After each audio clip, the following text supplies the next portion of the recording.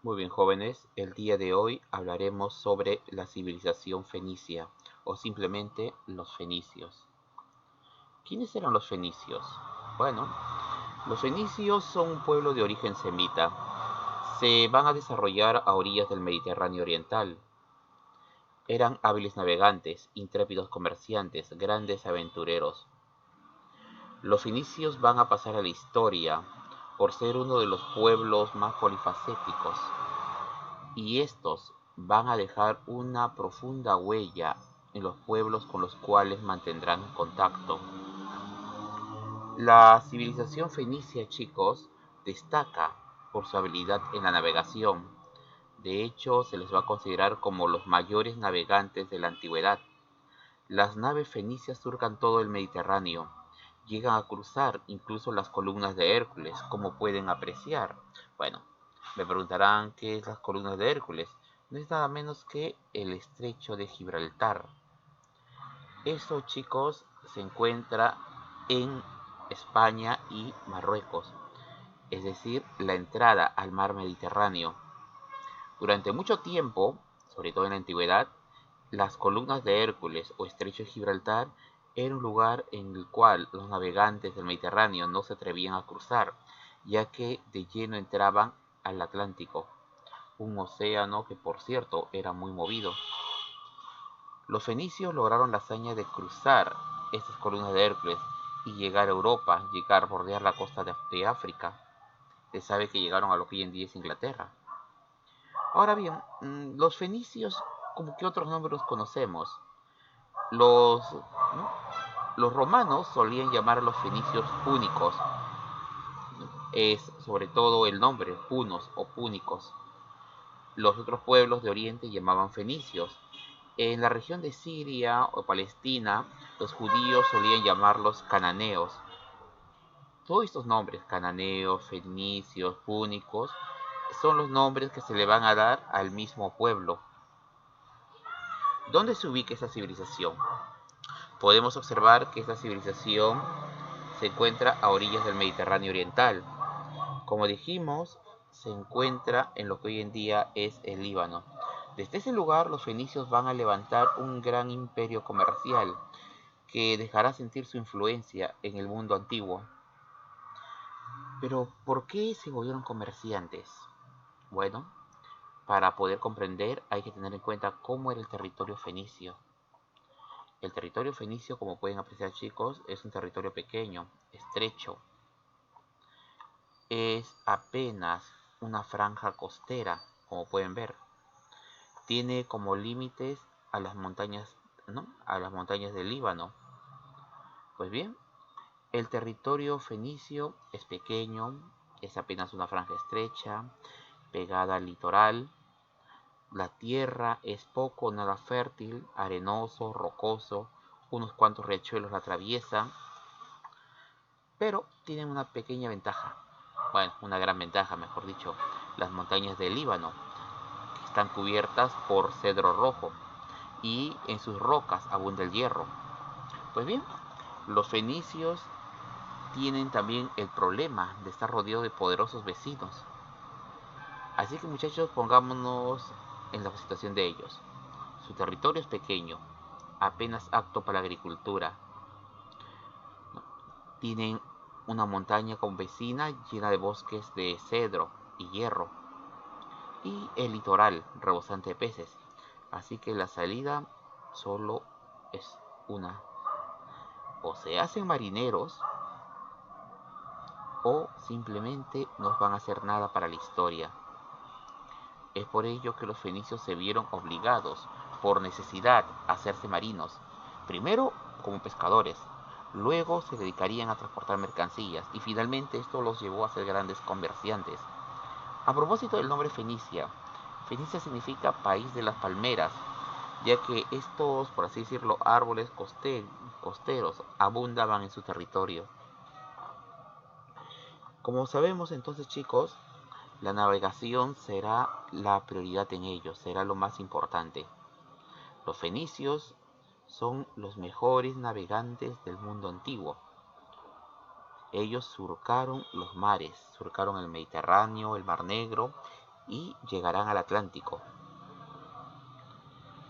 El territorio fenicio, chicos, para ser justos, no es un estado propiamente dicho. O sea, no hubo un estado fenicio.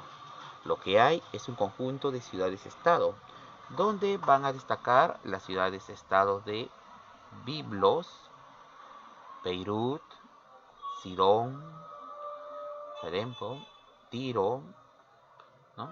Árados, aunque estos ya están más alejados. Estas ciudades-estado, esto significa que cada ciudad fenicia es independiente una respecto a la otra. El que gobernaba esta ciudad, bueno, hay dos tipos de gobierno. En una ciudad puede gobernar un rey, que es asesorado por el Consejo de Ancianos. Pero hay otras ciudades que no son monarquías, son repúblicas, donde gobiernan dos magistrados o sufets. Ellos gobiernan la ciudad y van a contar con el apoyo del Consejo de Ancianos. Si se dan cuenta, en ambos casos, monarquía y república, el Consejo de Ancianos es quien al final tiene la última palabra. Pero ¿quiénes integran este Consejo de Ancianos o Senado? Bueno, son los comerciantes más importantes. Los comerciantes más poderosos, más prestigiosos, son los que van a tener un asiento asegurado en el Consejo. Es decir, estamos ante una talasocracia, un gobierno de comerciantes. Bueno, entonces chicos, tenemos que las ciudades son independientes, una respecto a la otra. Con todo, pese a la riqueza fenicia, hay que tener en cuenta que el territorio de los fenicios es pequeño. Tienen una tierra que es lo suficiente como para alimentar a la población, ¿ya? Pero no del todo, para ser justos, ya que la mayor parte de sus alimentos deben importarlos. Las ciudades más importantes del mundo fenicio, al menos en la región de lo que hoy en día es el Líbano, son Tiro y Sidón. Pero no hay que olvidar que otras ciudades van a tener gran relevancia, económica en el mundo antiguo. Por ejemplo, chicos, miren, esta es una vista de lo que es la ciudad de Tiro. Pueden ver el puerto circular. De hecho, la idea de un puerto circular se va a ir repitiendo en las demás ciudades-estado, sobre todo en la futura Cartago. Acá tenemos, jóvenes, la pirámide social de los fenicios. Los dirigentes, las asambleas, ¿no? Los que participan en la asamblea, o sea, la oligarquía, funcionarios del Estado, trabajadores libres, o sea, artesanos independientes, trabajadores asalariados, aquellos que dependen de los artesanos independientes, y finalmente los esclavos. Ya sabemos que estos últimos no tienen voz ni voto, son considerados como simple mercancía. Los trabajadores asalariados, es decir, la gente del pueblo, ellos conseguían empleo en los puertos. De hecho, cuando los barcos llegaban, eran estos trabajadores los que se dedicaban a desembarcar la mercancía, limpiar las naves, arreglarlas. No se prefería no contar con la mano de obra esclava, ya que estos eran destinados para otras labores. Acá, por ejemplo, tenemos la imagen de cómo sería el comercio, cómo sería un puerto fenicio. Vemos a los trabajadores libres, que son los que hacen buena parte del trabajo. Vemos a los comerciantes y artesanos. Ahora vamos a la economía, chicos. Como dijimos, el comercio es la base fundamental. Los fenicios organizan un vasto imperio comercial que tuvo una notable influencia en el mundo antiguo. Van a desarrollar técnicas de comercio que van a perdurar hasta el día de hoy. Ahora, para abastecer a sus comerciantes, los fenicios se vieron en la necesidad de crear grandes talleres, o sea, desarrollar su propia industria. ¿Bien? Por lo tanto, van a buscar en distintos lugares artesanos capacitados que elaboren productos que los fenicios no podían elaborar. a esos artesanos se los llevaban a sus países, bueno, a sus ciudades-estado, y ahí lograban que estos siguieran produciendo en grandes cantidades, lo suficiente como para abastecer a los pueblos con los cuales ellos van a comercializar. Ahora, en cuanto a su comercio, quedamos que van a usar dos rutas comerciales. Obviamente la más importante es la marítima, ¿no? Las naves fenicias surcaron el mar. De Europa extraían la plata, el hierro, el plomo, el estaño, el ámbar, cereales, el trigo, que era vital, ¿no? Y la lana.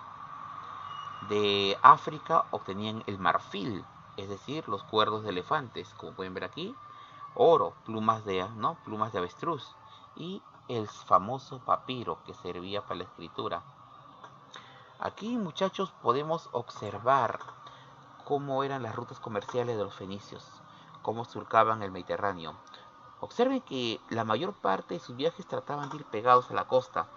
Eso tenía cierto sentido porque así evitaban perderse y, lo más importante, en caso de algo saliese mal, siempre había la probabilidad de llegar a nado a la costa. Las rutas terrestres, muchachos, los fenicios atravesaron la península arábica, Mesopotamia, cruzaron Persia y llegaron a la India. Para ello se van a valer de caravanas. De los países con los cuales ellos comercializaron, van a traer vino, aceite, especias, perfumes, telas y una variedad, ¿no?, de riquezas que serán intercambiadas entre los distintos pueblos. Ahora veremos los aportes de esa civilización.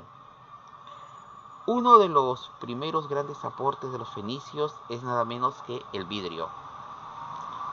Chicos, con respecto al vidrio se ha dicho mucho, pero si hemos de ser justos, los fenicios no son los creadores del vidrio. Todo parece indicar que algún comerciante fenicio vio que en la antigua Mesopotamia, en algunas de esas ciudades, había algún artesano trabajando este material. Este comerciante fenicio quedó impresionado y vio las posibilidades de este nuevo producto. Así que se llevó al artesano a su ciudad fenicia, donde lo pondrá a trabajar.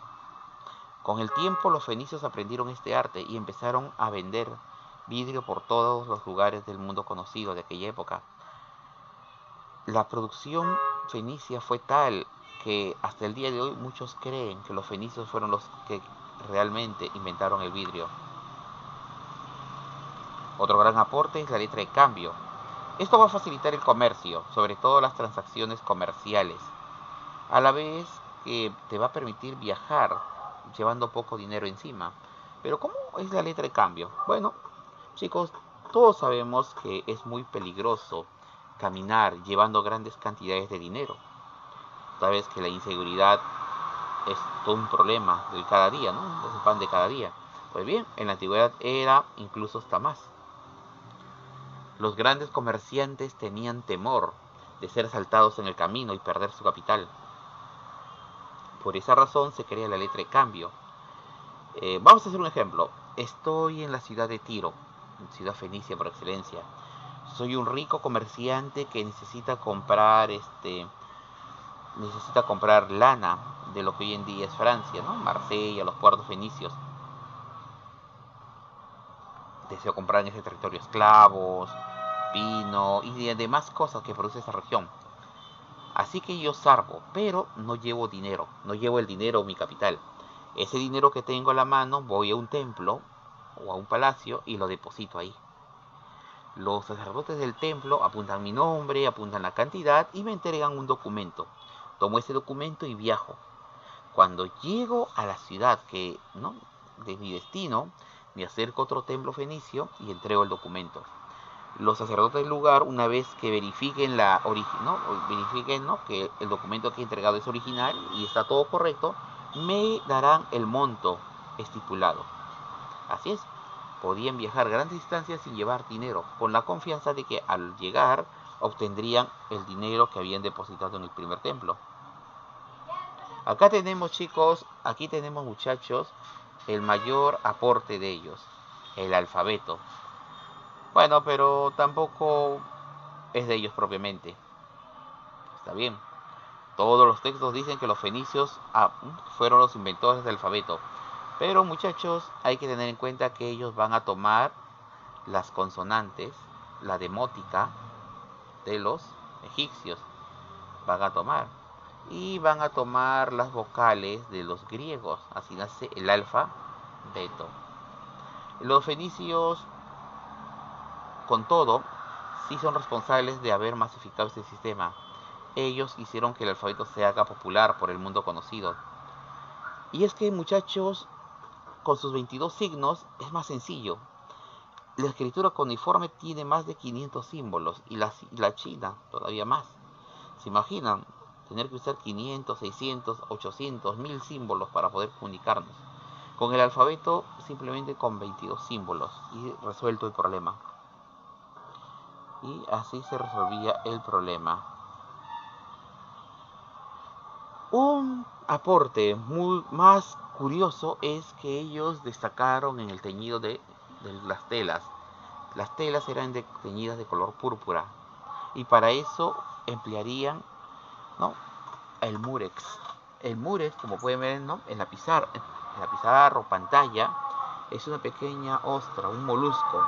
Este molusco bota unas cuantas gotas de tinte. Y esas gotitas de tinte le otorgan a la tela un color muy agradable, el color púrpura o violeta.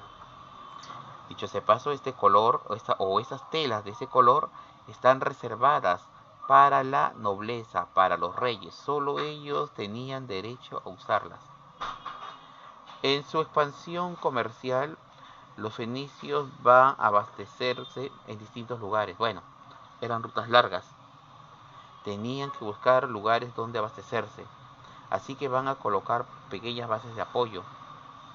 Bueno, chicos, y es en este proceso de expansión que los fenicios van a colocar puertos, puntos de apoyo. Recordemos que en aquella época era muy peligroso navegar en la noche. Así que tenían que llegar a un puerto donde pasar la noche. Pues bien, las naves fenicias que van a surcar el Mediterráneo, van a buscar lugares donde establecerse. Y así nacen las concesiones, que son obtenidas por medio de negociaciones en los países o reinos civilizados. Aquí se lograba un acuerdo y se le otorgaba un pequeño puerto, un pequeño barrio donde los fenicios podrían realizar su comercio. Acá tenemos uno, por ejemplo. Pero habían territorios en los cuales la población era todavía bárbara. O sea, están estos semisalvajes, semicivilizados. Pero un buen comerciante le vende a todos. Los fenicios negociaron con ellos y establecieron factorías, es decir, puestos comerciales fortificados. Cosa de que llegaban ahí, dejaban su mercancía y podían negociar con la población. Claro, no confiaban mucho en ellos, pero negociaban. Finalmente, si veían que el territorio era amplio, agradable, los fenicios creaban colonias, que eran ciudades o establecimientos en tierras extranjeras, ¿no?, pero que van a pertenecer al pueblo fenicio. Las colonias más importantes son la colonia de Gadir o Gades, la actual Cádiz en España, la colonia de Málaga también en España, Cartago al norte de África, Marsella en lo que hoy en día es Francia. Así, muchachos, de esta manera los fenicios se van a expandir a lo largo del Mediterráneo. Ahora, este pueblo, muchachos, va a tener un notable desarrollo.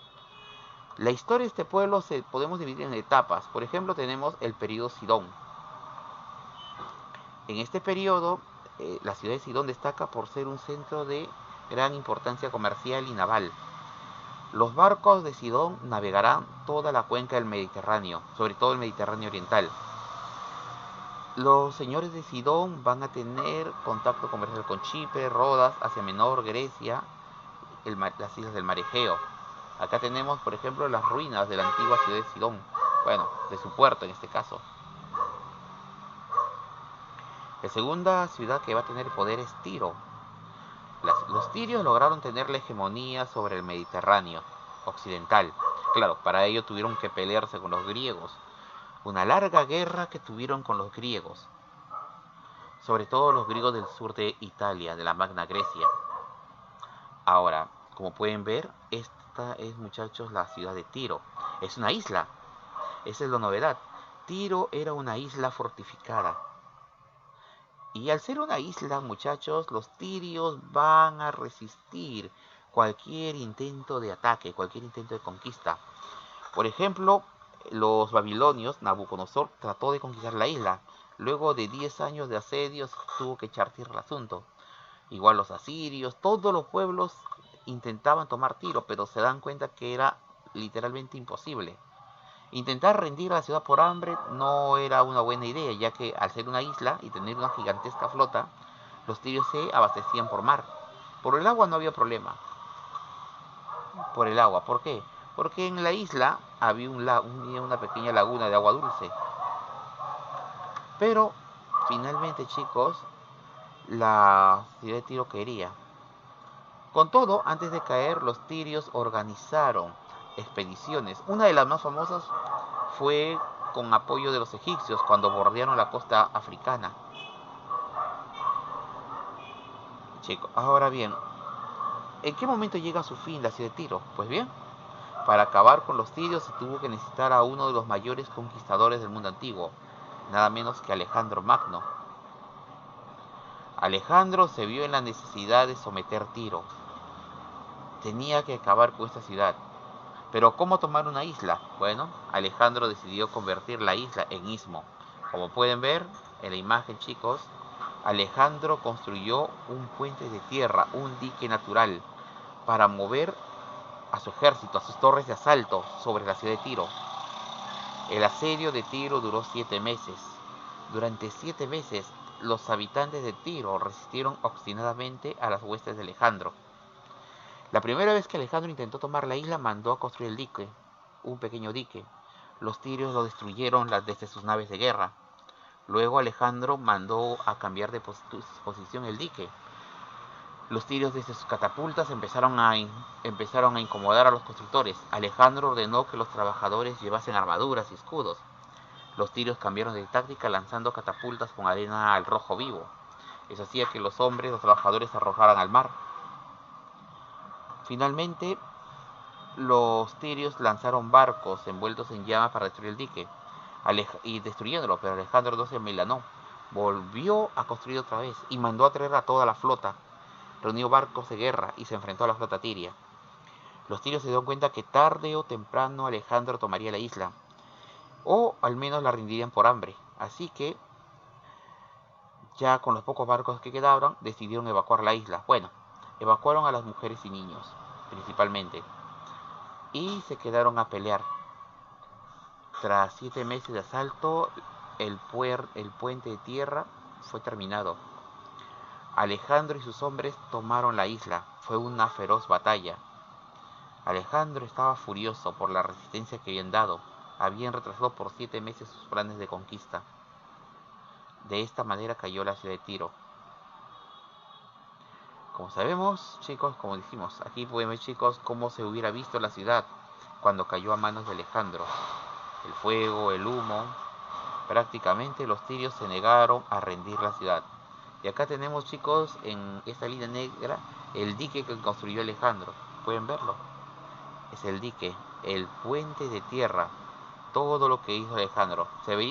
Esta es una imagen cómo se vería cuando el dique se iba acercando a la isla. Finalmente, el tercer periodo, chicos, es el periodo de Cartago. Cartago era una colonia de Tiro. De hecho, cuando la ciudad de Tiro cayó, los sobrevivientes de la isla de Tiro escaparon a Cartago. Cartago fue la ciudad más importante y próspera del Mediterráneo. Esta colonia fenicia, al menos inicialmente colonia de Tiro, pronto se convirtió en un poderoso estado que va a controlar Sicilia, buena parte de Sicilia, las islas de Cerdeña, Córcega y las costas de España. Los cartagineses fueron grandes comerciantes, pero heredaron la rivalidad entre los griegos hacia los fenicios, así que los cartagineses constantemente tendrán enfrentamiento con los griegos. Pero cuando los griegos fueron conquistados por los romanos heredaron ese antiguo enfrentamiento.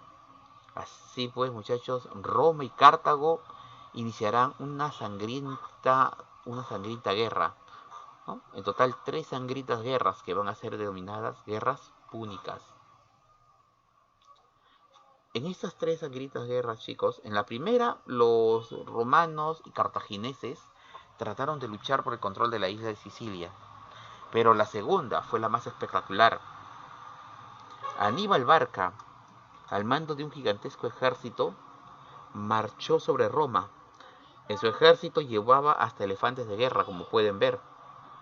Ahora bien, chicos, en esta segunda guerra púnica, que duró más de 15 años, los cartagineses, como pueden ver, hicieron prácticamente todo un paseo militar sobre la península itálica. Pero los cartagineses tenían un punto débil. Cartago era una gran potencia comercial, una gran potencia económica, pero no tenían un gran ejército. Para ello se vieron en la necesidad de reclutar mercenarios. De esta manera, el gran general cartaginés Aníbal Barca atravesó los Alpes con todo y elefantes de guerra y su gigantesco ejército. Atravesó la península itálica combatiendo a los romanos, pero finalmente los cartagineses se quedaron sin dinero. Aníbal, sin recursos y traicionado, tuvo que abandonar la guerra. Los romanos aprovecharon y lanzaron un ataque directo sobre Cartago, obligando a los cartagineses a firmar la paz. Pero la paz no duró mucho tiempo. Los romanos tenían el temor de que Cartago se levantara de nuevo, así que prepararon un nuevo ataque. Así se daría la tercera guerra púnica, en la cual terminó cuando los romanos tomaron por asalto Cartago y la redujeron a cenizas. Aquí en este cuadro podemos ver cómo se vio el ataque y desembarco sobre Cartago. Bueno, alumnos, con esto damos por terminado la clase de los fenicios. Espero verlos pronto en las aulas. Hasta pronto, jóvenes.